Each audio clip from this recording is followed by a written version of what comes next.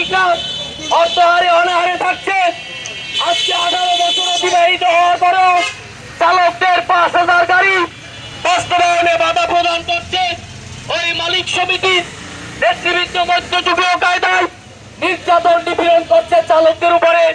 তাই আজকে আমরা জোরালো দাবি করছি গণপ্রজাতন্ত্রী বাংলাদেশ সরকারের কাছে চালকদের 5,000 সহ আরো লাইসেন্সধারী চালকদের 15,000 টোটাল ঢাকায় 20,000 সিএনজি চালকদের দেওয়া হোক। 20,000 সিএনজি যতদিন পর্যন্ত এই চালকদের না দেওয়া হবে ততদিন পর্যন্ত আমাদের চালক শ্রমিকদের আন্দোলন সংগ্রাম আমরা চালিয়ে যাব।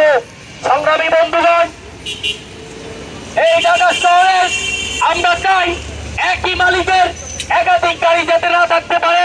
প্রত্যেক চালকের একটি করে যদি গাড়ি হয়, প্রত্যেক চালক নিজের গাড়ি নিজে চালাবে, যাত্রী সেবা নিশ্চিত করবে। আর যদি যাত্রী সেবা নিশ্চিত করে এই সেক্টরে দুর্নাম থাকবে না, বদনাম থাকবে না। তাই ঐক্যবদ্ধভাবে আমরা ঢাকা ও চট্টগ্রাম জেলার সিএনজি অটো রিক্সা শ্রমিক ঐক্য পরিষদের নেতৃত্বে আন্দোলন সংগ্রাম চালিয়ে যাব এবং আমাদের দাবি আদায় না হওয়া পর্যন্ত আমরা আমাদের আন্দোলন সংগ্রামে থাকবো। সংগ্রামী বন্ধুগণ, আর অল্প সময়ের মধ্যে আমাদের আরো কয়েকটি থানার নেতৃত্ব